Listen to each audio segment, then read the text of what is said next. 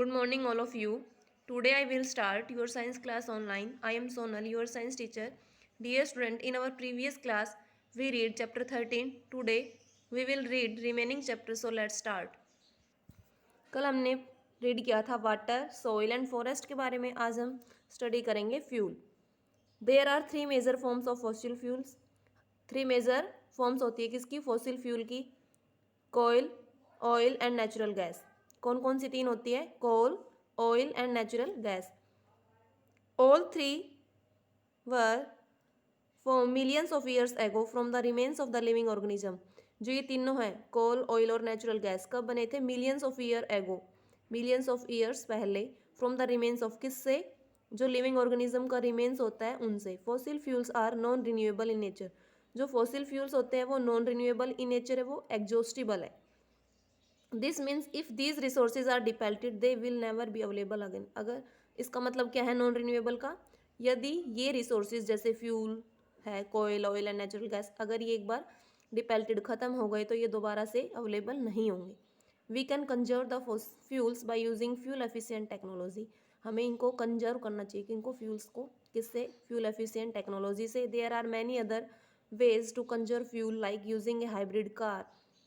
हमारे पास बहुत ज़्यादा तरीके हैं जिससे हम कंजर्व कर सकते हैं किसको? फ्यूल को. जैसे कि हम हाइब्रिड कार का यूज़ करके, using public mode of transport का यूज़ करके, etcetera, which we have already discuss in the previous chapter. ये हमने ऑलरेडी डिस्कस किया था प्रीवियस चैप्टर में. अब है minerals. Minerals resources are limited and it takes millions of years in the formation. जो मिनरल रिसोर्सेज है ये भी लिमिटेड है और it takes millions of year in their formation. इनका फॉर्मेशन में कितनी ईयर्स लगती है? Millions of years. They are non renewable resources. ये भी नॉन रिन्यूएबल है, एग्जॉस्टिबल है. We should ensure that the consumption of minerals does not increase so much that they are hardly left for our future generation.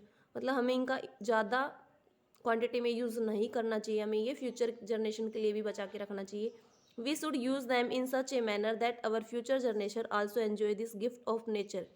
हमें ये सोचना चाहिए कि जो ये क्या है, नेचर गिफ्ट है, ये फ्यूचर जनरेशन के लिए बचा के रखना चाहिए. We need to take a place to take care of our environment. हमें क्या करनी चाहिए?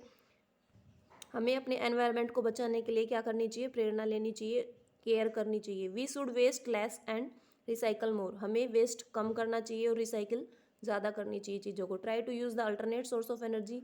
हमें अल्टरनेट सोर्स ऑफ एनर्जी का यूज़ करना चाहिए. एंड मोस्ट इंपॉर्टेंट, जो बहुत ज़्यादा इंपॉर्टेंट है, प्लांट मोर ट्रीज. प्लांट्स हमें क्या देते हैं? प्लांट्स ज़्यादा से ज़्यादा प्लांट उगाने चाहिए. Thank you student. I hope you understand. You also read this chapter. Thanks. Good morning students. मैं मुकेश मैडम, आपकी हिंदी अध्यापिका, MLP इंटरनेशनल स्कूल राजपुरा से. बच्चों कक्षा 5वीं में आज हिंदी व्याकरण में हम करेंगे पाठ 13. तो हमारा पाठ 13 है वाक्य रचना तथा वर्तनी की अशुद्धियाँ. भाषा को प्रवाह में बोलते या लिखते समय अशुद्धियाँ हो ही जाती है. जब हम भाषा को लगातार लिखते हैं या बोलते हैं तो अशुद्धियाँ हो ही जाती है. इस क्षेत्र की अपनी अलग बोली होती है. हर क्षेत्र की अपनी अलग अलग बोली होती है. हिंदी भाषा पर इनका प्रभाव साफ साफ दिखाई पड़ता है. किसी भाषा के शब्द जिस तरह से उच्चारित किए जाते हैं उसी तरह से लिख दिए जाते हैं. इस कारण कभी कभी मात्रागत अशुद्धियाँ हो ही जाती हैं. यहाँ कुछ शब्दों के अशुद्ध और शुद्ध रूप दिए गए हैं, इन्हें हम पढ़ेंगे. इधर हमारे पास कॉलम है अशुद्ध रूप का और इधर हमारे पास कॉलम है शुद्ध रूप का. आकाश. आकाश का शुद्ध रूप होगा आकाश. ये है अटूट. अटूट नहीं होता है, इसका शुद्ध रूप होता है अटूट. ऋषि. ऋषि इस तरह से लिखा जाता है. परीक्षा इस तरह से लिखी जाती है. लड़कियां इस तरह से लिखा जाएगा. त्योहार ये शुद्ध शब्द है. दीपावली होता है, दीपावली नहीं, इस तरह से लिखा जाएगा दीपावली. दीवार नहीं होता, दीवार होता है, दीवार. प्रिय नहीं होता, ये होता है प्रिय. पंक्ति नहीं होता, ये होता है पंक्ति। आशीर्वाद नहीं होता है, ये होता है आशीर्वाद, जो इस तरह से लिखा जाता है। क्योंकि नहीं होता, ये होता है क्योंकि। प्रकाश नहीं होता, होता है प्रकाश। दृश्य नहीं होता है, ये होता है दृश्य। हंसना नहीं होता है हंसना। क्षमा नहीं होता है, ये होता है क्षमा। लक्ष्मी नहीं होता है, होता क्या होता है ये लक्ष्मी। सड़क इस तरह से लिखा जाता है नदी, इसमें बड़ी की मात्रा लगेगी नदी। कार्यक्रम नहीं होता है, कार्यक्रम होता है। पढ़ाई नहीं होती, ये होती है पढ़ाई। यद्यपि नहीं होता है, शुद्ध शब्द क्या होगा इसका, यद्यपि। तो बच्चों ये मैंने आपको एक कॉलम पढ़ाया है अशुद्ध और शुद्ध रूप में। आपको ये कॉलम जो है अपनी नोटबुक में सुंदर राइटिंग में लिखने हैं और याद करने हैं।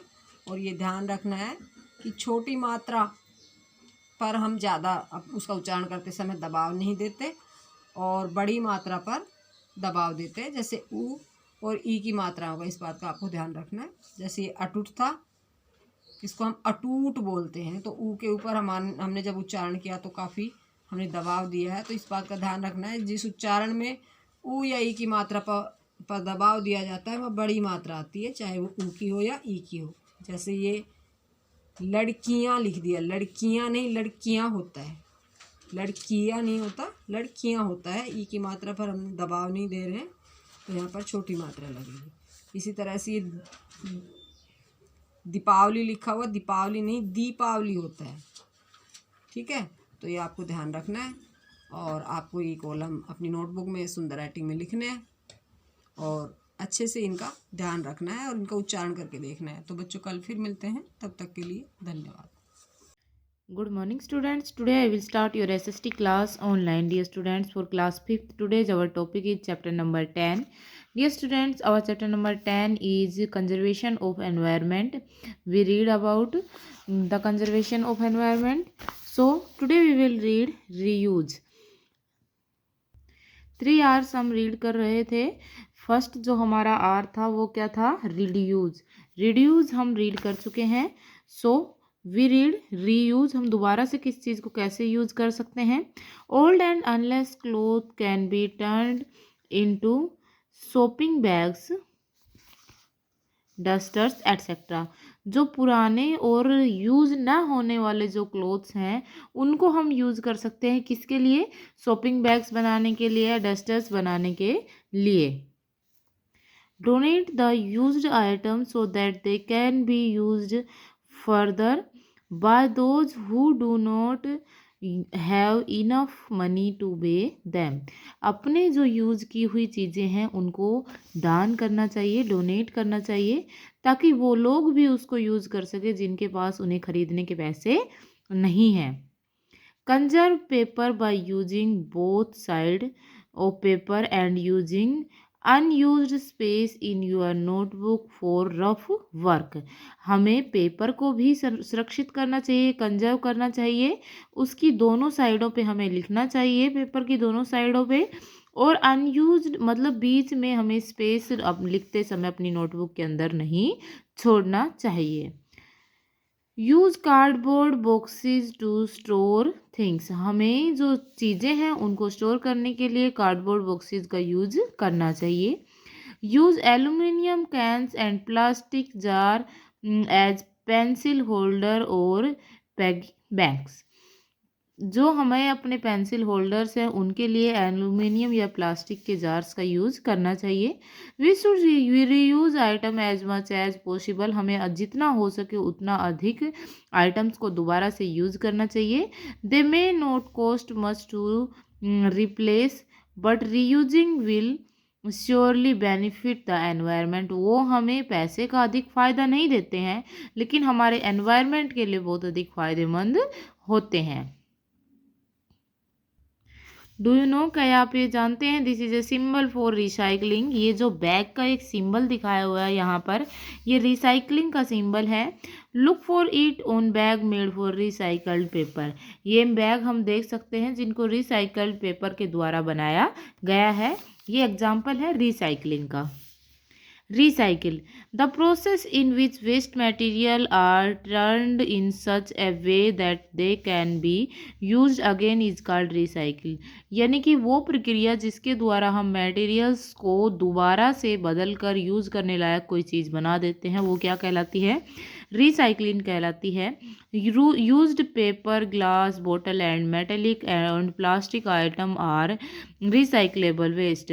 पेपर, ग्लास, बोटल्स और मेटलिक और प्लास्टिक जो आइटम्स हैं वो रिसाइकलेबल वेस्ट है जिनको हम रिसाइकिल कर सकते हैं। कैबरेवालाज buy these thing they then sell it to factories which make new thing from the old once.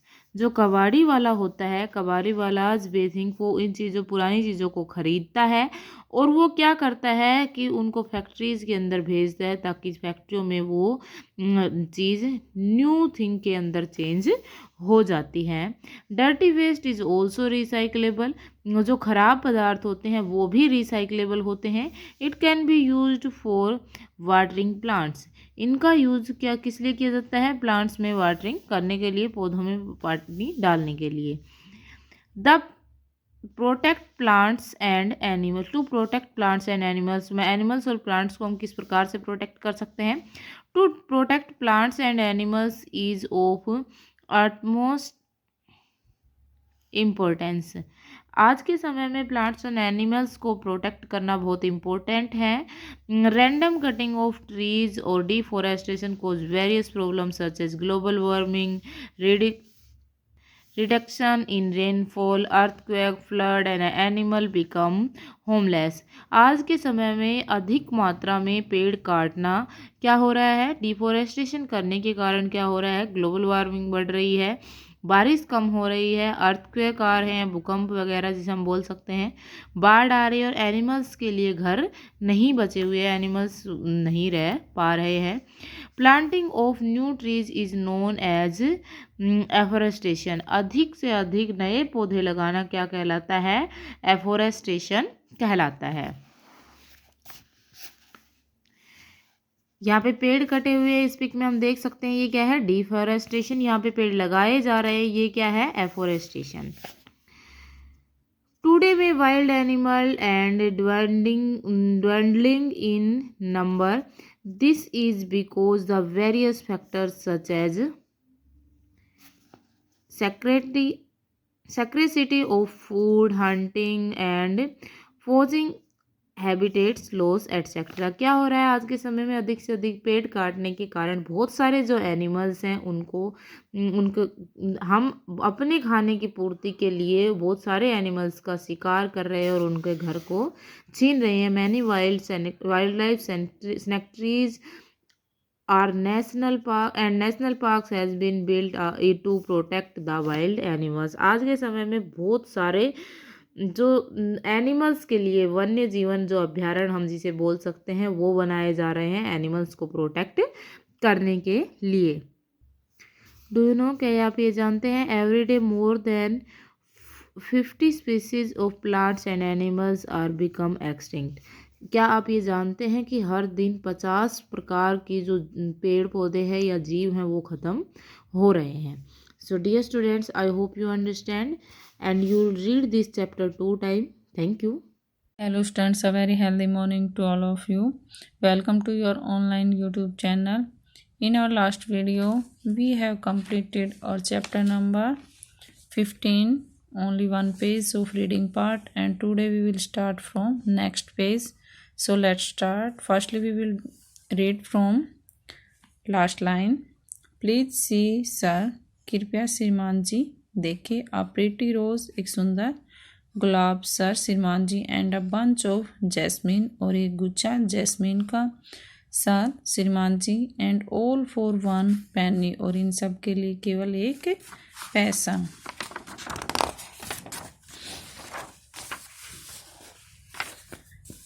Bless the pretty dear, आपका आशीर्वाद। Said the old lame vegetable seller, उस अपंग जो सब्जी विक्रेता था उसने कहा। You will make a good market woman one of these days, इन दिनों आप एक अच्छी वुमेन मार्केट बनाएंगे। Your honour would do well to buy her flowers, आपका सम्मान अच्छे से होगा इनके फ्लावर खरीदने के लिए। सर श्रीमान जी, सी हैज़ गोट नो मदर और फादर, गॉड हेल्प्स हर, उसके माँ और पिताजी नहीं है, भगवान उसकी मदद करता है। And works for a sick grand mother, और उस किसके लिए काम करती है, अपनी बीमार दादी माँ के लिए। And she has no more studies now, और अब वह पढ़ाई भी नहीं करती। No joy is left in her life, उसके जीवन में कोई खुशी नहीं बची। No proper food they get to eat, उनके पास पर्याप्त भोजन नहीं है खाने के लिए। No proper clothes to wear, और पहनने के लिए जो प्रॉपर क्लोथ्स है, कपड़े है, वो भी नहीं है। पुअर चाइल्ड, गरीब बच्चा। सेड द ओल्ड जेंटलमैन, उस ओल्ड जो जेंटलमैन था उसने कहा। Here then little one, give me 3 nice nose kiss and here is a 6 for you. फिर भी उसने क्या किया, या मुझे क्या दिए, 3 नाइस, 3 अच्छे जो गुलदस्ते थे वो, और उनके लिए मेरे पास क्या है, एक 6 जो कि एक इंग्लिश मनी होती है वो।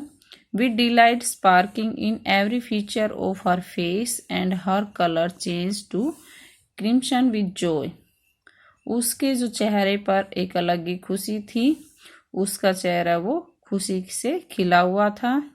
एंड हर, और उसका जो कलर था वो बिल्कुल गहरा लाल था खुशी के साथ।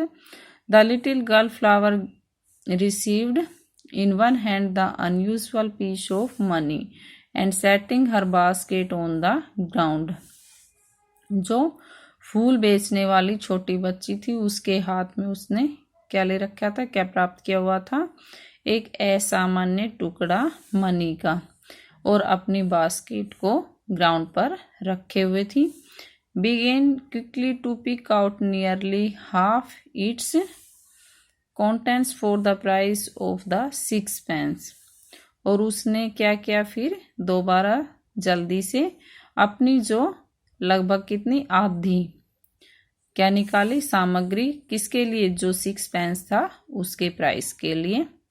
But the gentleman stooped down, और परंतु वह जेंटलमैन था वो ठहर गया, रुक गया। And taking up 3 bunches of the flowers, और क्या लिए उसने, 3 जो गुच्छे थे फ्लावर्स के वो।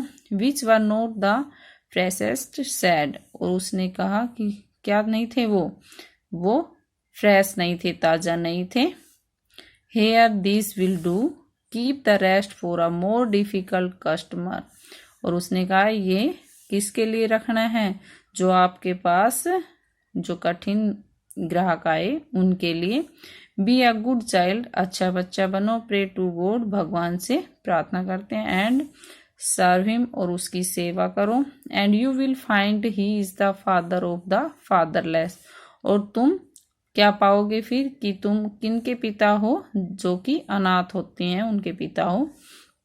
And so he went away, इसलिए वो, और फिर वो दूर चले गए। एंड द फ्लावर गर्ल, और फूल बेचने वाली लड़की, without waiting to put her basket in order, उसके आदेश का जो वेट किए बिना ही उसने अपनी बास्केट को वहाँ पर रखा। Turn to old vegetable seller and cried 6 और जो ओल्ड वेजिटेबल सेलर था, सब्जी बेचने वाला, उसकी तरफ रुक करके मुड़कर चिल्लाई, क्या है मेरे पास, 6 अ होल 6 पूरा एक 6 एंड ऑल एट वंस, और सब एक बार में। वट विल ग्रैंड मदर से नाउ, अब दादी माँ क्या कहेगी। I can now have food and medicine for my grand mother, अब क्या होगा मेरे पास, क्या कर सकती हूँ मैं, फूड और मेडिसिन, किसके लिए, ग्रैंड माँ के लिए। सी देखो, एंड ओपनिंग हर हैंड, अपने हाथ को खोलते हुए, she showed it to her neighbour, उसने किसको दिखाया, अपने पड़ोसी को। क्राइड द ओल्ड मैन, बूढ़ा जो व्यक्ति था वो चिल्लाया। As he came nearer to it, जैसे ही वह उसके पास आया। व्हाट इज दिस, यह क्या है। Why you have 26 pence there, तुम्हारे पास यहाँ जो 26 पेंस क्यों। This is a half sovereign, जो कि एक इंग्लिश मनी होती है, उसके बराबर है 26 पेंसिस। वो कहती है 26 पेंसिस। Why the gentleman said, gentleman ने क्यों कहा। There is 6 pence for you, कि आपके लिए क्या है, 6 पेंस है। सेड द चाइल्ड, उस बच्ची ने कहा। Because he didn't know his mistake, क्योंकि उसको अपनी गलती का नहीं पता। रिप्लाइड द अदर, दूसरे ने जवाब दिया। I saw him take the piece out of his waistcoat pocket without looking, मैंने उसको देखा था कि वह बिना देखे क्या कर रहा था, जो उसका कमर कोट था उसकी पॉकेट से पैसे निकाल रहा था, जो एक टुकड़ा है वो निकाल रहा था। Oh dear what shall I do, अरे डियर अब मुझे क्या करना चाहिए। क्राइड द लिटिल गर्ल, वो छोटी बच्ची चिल्लाई। Why you must keep it to be sure, replied the old man, उस ओल्ड मैन ने जवाब दिया कि तुम्हें इसे सुनिश्चित करने के लिए रखना चाहिए। Gave it to your grandmother, इसे किसे देना चाहिए, अपनी दादी माँ को। She will know what to do with it, उन्हें पता है कि इसे इसका क्या करना है। So students, please read this chapter 2 times and thank you. Have a nice day. Good morning to all of you. Let we start our maths online classes for class 5th. My dear student, in previous classes we complete question number first to question number 11 of exercise 15.2. Today we will start from question number 12. A scooter is purchased for 15,000 and 3,000 is spent on its repair. एक scooter purchase किए 15,000 rupees में और 3,000 उसके repair पे खर्च किए। Means total scooter का cost price है 15,000 plus 3,000 18,000 rupees. What will be the selling price of scooter if it incurs 10% loss, scooter का सेलिंग प्राइस हमें फाइंड आउट करना है, उस पर 10% लॉस हुआ है। सो और statement is purchasing price of scooter, scooter का परचेजिंग प्राइस है 15,000 rupees. Spend on repair, repair पर खर्च किए 3,000 rupees. Cost price of scooter, scooter का कॉस्ट प्राइस है, इन दोनों को ऐड कर देंगे 18,000 रुपीज़। हमें गिवन है लॉस परसेंट है 10%, लॉस निकलता है कॉस्ट प्राइस पे मीन्स 10% ऑफ 18,000 रुपीज़। परसेंटेज को रिमूव किया 10/100 मल्टीप्लाई बाय 18,000, कट किया 0 से 0 कैंसिल, 0 से 0 कैंसिल, लेफ्ट रहता स्टूडेंट 1800 रुपीज़। मिस कोट को सेल करने पर उसको 1800 रुपीज़ का लॉस हुआ है। Now selling price, cost price minus loss, cost price है 18,000 रुपीज़ माइनस लॉस है 1,800 रुपीज़। 18,000 में से 1,800 को माइनस किया 16,200 रुपीज़। मिस स्कूटर का सेलिंग प्राइस है 16,200 rupees. I think students you understand. Now we do next question. Now question number 13. Peter purchased 35 pence at the rate of 5 pence for 22 rupees. So total Peter ने 35 pence purchase किए, 5 pence का rate हमें given है 22 rupees है। Sold them at the rate of 4 pence for 22 rupees, और उसने सभी pens cell कर दिए है, लेकिन 4 pence का रेट हमें गिवन है 22 रुपीज़ है। Now find out his profit percentage, उसके प्रॉफिट परसेंटेज हमें फाइंड आउट करनी है। So statement is total number of pens है 35 पेन्स, कॉस्ट ऑफ 5 पेन्स है, 5 पेन की कॉस्ट हमें गिवन है 22 रुपीज़। कॉस्ट ऑफ 1 पेन की कॉस्ट होगी 22 divided by 5। Now cost of 35 pens की कॉस्ट होगी 22 divided by 5 multiply by 35। Cut करेंगे 5 पंजा 5, 5 7 जा 35, लेफ्ट रहता है 22 मल्टीप्लाई बाय 7, इनको मल्टीप्लाई किया 154 रुपीज़। मीन्स 35 पेन की कॉस्ट है 154 rupees. Now selling price of 4 pens हमें गिवन है 22 rupees.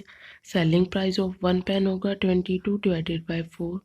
Selling price of 35 pens, क्योंकि उसके पास 35 पेन्स थे उसने सभी सेल कर दिए, 35 पेन का सेलिंग प्राइस होगा 22 divided by 4 multiply by 35। Cut करेंगे 2 से, 2 2 जा 4, 2 1 जा 2, 2 1 जा 2, लेफ्ट रहता है students 11 multiply by 35 divided by 2। दोनों को मल्टीप्लाई किया 385 डिवाइडेड बाई 2, 385 को 2 से डिवाइड किया 192.5 मिस 35 पेन का सेलिंग प्राइस है 192.5। सेलिंग प्राइस ज़्यादा है कॉस्ट प्राइस से, मिस उसको प्रॉफिट हुआ है। Selling price minus cost price, selling price है 192.5 माइनस कॉस्ट प्राइस है 154, इनको माइनस किया 38.5 मिस उसको प्रॉफिट हुआ है 38.5 रुपीज़ का। Now profit percentage, profit divided by cost price multiply by 100। Profit है 38.5, पॉइंट को रिमूव किया 10 राइट किया नीचे। कॉस्ट प्राइस है 154 मल्टीप्लाई बाय 100। अब इसको कट करेंगे, 0 से 0 कैंसिल किया, 10 और 154 को 2 से कट किया, 7 जा 14, 2 7 जा 14, 2 5 जा 10। अब अगेन इसको 11 से कट किया, 7 1 जा 7, 7 1 जा 7, 7 5 जा 35, 7 5 जा 35। अब 11 1 जा 11, 11 5 जा 55। लेफ्ट रहता है स्टूडेंट 5 मल्टीप्लाई बाय 5 मीन्स 25% का उसको प्रॉफिट हुआ है। Now question number 14. A copy maker makes 1000 copies which cost 10,000 rupees but due to rain his 500 copies were damaged. Student एक कॉपी मेकर है, उसने 1000 कॉपीज़ बनाई है लेकिन बारिश की वजह से उसके 500 कॉपीज़ डैमेज हो जाती है, मीन्स ख़राब हो जाती है। He sold the remaining copies at a rate of 20 per copy, और रिमेनिंग जो कॉपीज़ रह जाती है उसको वो 20 पर कॉपी के हिसाब से सेल करता है। But will be the his profit and loss, इससे उसको प्रॉफिट होता है या लॉस्ट होता है वो फाइंड करना है। Now find out his profit और लॉस परसेंटेज, और साथ में प्रॉफिट या लॉस हुआ है उसके परसेंटेज भी फाइंड आउट करनी है। Now statement is cost price 1000 copies, 1000 copies का कॉस्ट प्राइस है 10,000 rupees. Number of copies damage होती है 500 copies. Sales remaining copies at the rate of 20, जो कॉपीज़ रिमेनिंग रह जाती है उसको 20 पर कॉपी के हिसाब से वो सेल करता है। रिमेनिंग रहती है टोटल कॉपीज़ है 1000, उसमें से माइनस करेंगे डिमेज्ड कॉपीज़ को, मीन्स 500 कॉपीज़ लेफ्ट रहती है। Now selling price of 500 copies, 500 copies का सेलिंग प्राइस है 500 मल्टीप्लाई बाय 20, 500 को 20 से मल्टीप्लाई किया मीन्स 10,000 रुपीज़। स्टूडेंट यहाँ पे सेलिंग प्राइस और कॉस्ट प्राइस दोनों इक्वल है 10,000 रुपीज़। सो स्टूडेंट्स यहाँ पे नहीं तो लॉस हुआ है और ना ही प्रॉफिट हुआ है। तो cost price selling price are equal, there is no profit no loss. I think students you understand. So students you do complete question number 12, 13 and 14 in your fair notebook with neat and clean handwriting. Thank you students. Have a nice day.